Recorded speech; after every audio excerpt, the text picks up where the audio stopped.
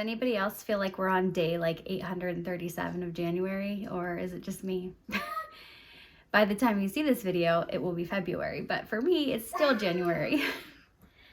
As usual, there's a baby in the background, so I apologize for any background noise, and a puppy. So even though this month has been really long, there have been some good things that have happened. So today I'm gonna share my January favorites, and I'm trying to stay away from doing like a bunch of products. I want to share more things that are gonna be helpful or inspiring or entertaining, things that aren't gonna cost a bunch of money, or more like ideas, things like that. So my first favorite in January is digital planning. I have never done digital planning before. I usually have a paper planner that I use, but this year I decided to try digital planning. So I got on Etsy and I found a digital planner that I liked. I'll link it below. There were just tons and tons of like extra pages that you could use if you wanted to or not. And you can also buy like digital stickers for your planner. For me, it's kind of like another cozy hobby. I like to use, on my spreads, I have like a daily planner. So I write down my schedule, my to-do list, whatever meals I want to make that day, that type of thing. And then I put cute little stickers and stuff on it. And then the whole other side of the spread, I have been journaling. So it's really fun. Like I will insert little pictures that I took that day, and then just write a couple little paragraphs, or even if I don't have a lot of time, a couple sentences about what we did that day. And it's been really fun to go back through and look. I don't know if I can keep it up for the whole year, but I'm excited to try. I also use my planner as like a big goal tracking tool, I guess. So that has been helpful to motivate me, especially in the new year, as I'm having a lot of goals that I'm trying to reach and things like that. So digital planning is definitely one of my January favorites. And the Good Notes app, I love that too. I've been using it for everything, like making my not the planner, but you can have like little, if you're not familiar with it, you can make like little digital notebooks and things like that. So now I have one for meal plans and one for just like a running to-do list of ideas in my head. It's been a really helpful tool. I don't know if I have ADHD or if it's just because I'm a sleep deprived mom and I have 3 kids and I haven't had a good night of sleep since like 2021. But I feel when I hear everybody talk about ADHD online, I'm like, that is totally me. It might just be the sleep deprivation, but anyway, having everything in one place like that in my digital planner has been super helpful and super motivating as we're starting this year and we're in one of my least favorite months. It's made it a little bit better. My next favorite is actually a trip that we took, and I guess just in general, getting out of your normal schedule, getting out and doing something fun is one of my favorites for January, because with this time of year, especially when you live in a cold climate, being really difficult sometimes, it helps to have things to look forward to, things to do. And our family decided to go to Splash Lagoon, which is a local water park. It's a couple hours away from us, but it's similar to like Great Wolf Lodge or Kalahari. We went for Saturday through Sunday in January. It was actually my daughter's birthday present because her birthday is right after Christmas, and we thought we wanted to gift her an experience rather than a bunch of toys since we were drowning in toys at the time. But we went and we were able to just play in the indoor water park. It was so nice for the kids to get a good amount of energy out, because that's really hard in the winter time. And then they have a hotel that's attached to the water park. So we stayed there one night too. The girls liked it because they had their own little like bunk cabin room type thing. It was really fun. We loved that. So definitely a favorite. If you're having a hard time this winter and you're able to schedule something just quick, and it wasn't super expensive, just to get out of the house for a couple days, highly recommend that. Speaking of getting out of the house, another one of my favorites for January is just planning and thinking and dreaming about future travel, whether it's this year, next year. I know I love fall. I love the holidays. We're always so busy that time of year. I'm not really thinking about travel, but as soon as January hits and those winter blues, I'm reminiscing about, you know, past vacations and dreaming about future vacations. So that has been one really fun thing this month. I don't know that we're gonna make Disney happen this year. We just went this past August, which I'm in the middle of sharing those vlogs too. But I don't know that we're gonna make that happen this year, but we're hoping for like a big trip next summer, like 2026. And we're looking kind of just in the very beginning stages of planning something a little closer to home, but still something really fun for the kids. And we've been talking about that and doing some research. And for me, that's super fun this time of year. It's like a bit of an escape. So that has been another favorite this month. I also want to share during these monthly favorite videos some of my favorite like recipes. The one recipe that we've been liking a lot this January, especially because it's been super cold. We've had multiple days that were well below 0 degrees here in the Midwest, and there's been a lot of snow. We haven't seen the grass in a couple weeks, maybe even a month at this point.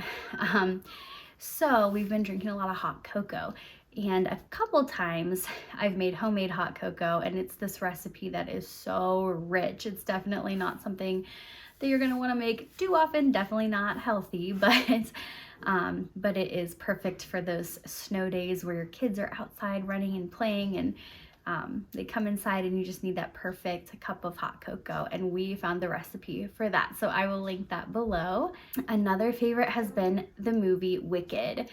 I'm sure everyone's probably seen it by now, but it is available to purchase like at home now, you know, now that it's not in the theaters anymore. And we had one weekend that was just so cold, like I was just talking about. It was too cold to go outside, too cold to go to school that week, and it was just kind of miserable. We were very much stuck inside, and one of the things that helped us keep our sanity was the movie Wicked.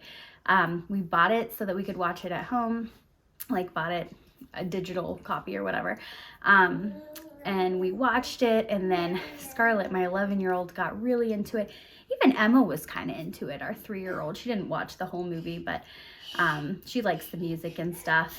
And we had 2 snow days, 2 or 3, I can't even remember, right in a row, and we just listened to the soundtrack like nonstop, and it was so much fun. It was fun just because Scarlett and I could, she's getting to that age where we're kind of getting into things that we both like, you know, like we both like Wicked. So it's fun to share those things with her, and it's just such a good movie too. Wicked is my favorite musical, and I was worried that when they turned it into a movie, they weren't going to do it justice, but in my opinion, they totally did. Loved every second of it. So definitely a January favorite. Another one of my favorites, and if you watched my cozy hobby vlog, then you saw a lot of this, but one of my favorites is coloring in my cute little Coco Wyo coloring books and my Bobby Goods coloring book with my Ohuhu alcohol markers. If you are into the cozy coloring trend on social media at all, then you know what I'm talking about. Otherwise, you're probably like, what the heck are those words? Like, what are you saying? But that's another thing that my 11-year-old and I can both do together, and it's super fun. It's just a mindless outlet. It's something that I can just, it's a total escape. I can be creative, but it's not like overwhelmingly, you know, I don't have to think too much. That's been great. That's been an activity that we could do on those freezing cold days when we couldn't get out of the house to help us pass the time. So that's been a hobby for a while, but this past month we've especially done it a lot. And then I also want to share just some content creators that I am loving. I feel like, and this kind of goes back to the vacation planning thing, but I feel like this time of year I'm craving watching travel videos because I'm stuck at home and it's freezing and I wish I was somewhere else. So one creator that I love is Mammoth Club. They live in Orlando. It's a couple, Molly and Alan and their friend Mac. They live in Orlando, so mostly what they post is about Disney World, and they do a little bit of Universal too, but they also travel a lot. They go to California a lot and do Disneyland, but they've done international Disney parks, Disney cruises, but they always have like a creative twist on everything. They have such creative ideas. for their videos. I love them so much. I feel like even if you're not a Disney person, you would probably just love them for their personalities, but especially if you're a Disney person. They're super popular. Like, I'm sure everyone has probably already heard of them, but just in case you haven't, you have to check them out if you're a Disney fan. I've been watching a lot of them lately. That's been a favorite in January. Another creator that I like to watch is Brianna Woodbine. She shares a lot of lifestyle content. She goes to Disney a lot too, so I love her Disney vlogs, but she just has a really fun personality. She just shares, you know, her day-to-day life, and it's just like, it's like a cozy watch. So if you're looking for a cozy watch this winter, I highly recommend her too. DJ sneezing in the background. This video is going to be interesting to edit with all these background noises. And then I always like to share like things that I'm reading, book recommendations too. So I read 4 books in January, and most of them were like okay, they weren't my favorites, but I read one 5-star amazing book, and that was The House of My Mother by Sherry Frankie. It's all about her TJ won't stop talking to himself over there. She is the daughter of Ruby Frankie. If you followed that situation, Ruby Frankie is a family vlogger, was a family vlogger, and got into this weird group called Connections, which may or may not be a cult, and was arrested for, I'm not going to talk about it here. It's pretty sad and depressing, but you can look into it if you're not familiar with the situation. But the story is her oldest daughter, who is now an adult. It's kind of her story. And I could not put it down. I read it in like 2 days, I think, and it would have been faster if I didn't have 3 children and a puppy, but could not put it down. She's such a good writer. I don't know if she wrote it or if she had a ghostwriter or what, but regardless, it was really good writing, and her story was it's so depressing, but I just feel so proud of her for sharing her story and, you know, doing everything she could to try to fix the situation. So that is my biggest book recommendation this month. My next favorite for the month of January is, I'm scared to say this word because I've heard it pronounced 700 different ways, and I'm not sure which one is the correct way, but it's just Hygge. Is that how you say it? Somebody let me know how to say it. But if you're not familiar, it is a word that means just like coziness and warmth.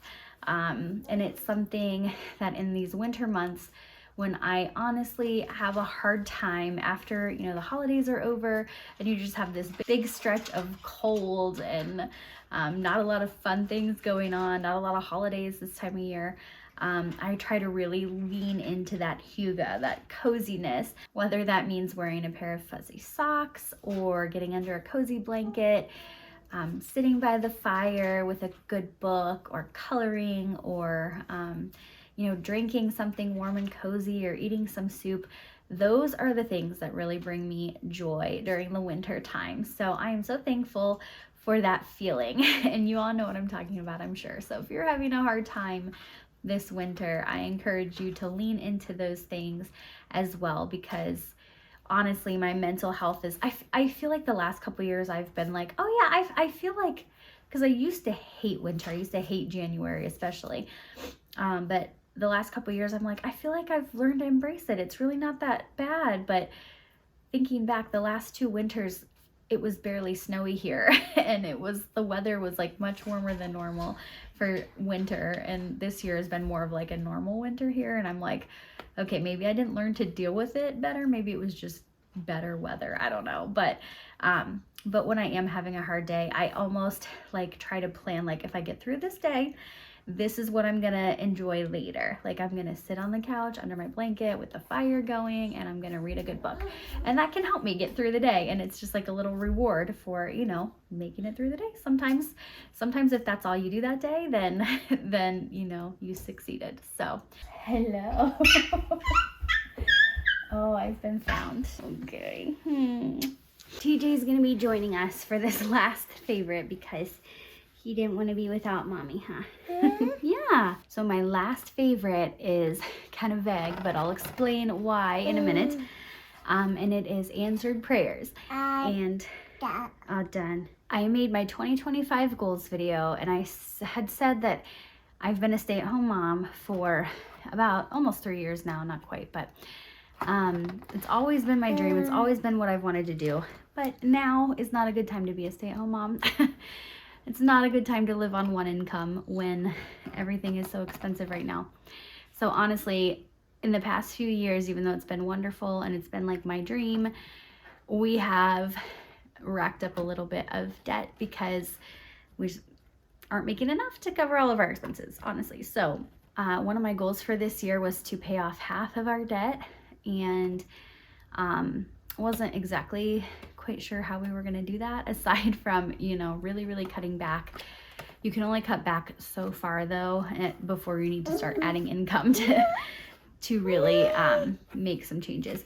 So all that to say, I had a job, hello, you want to give me hugs, that just basically fell into my lap.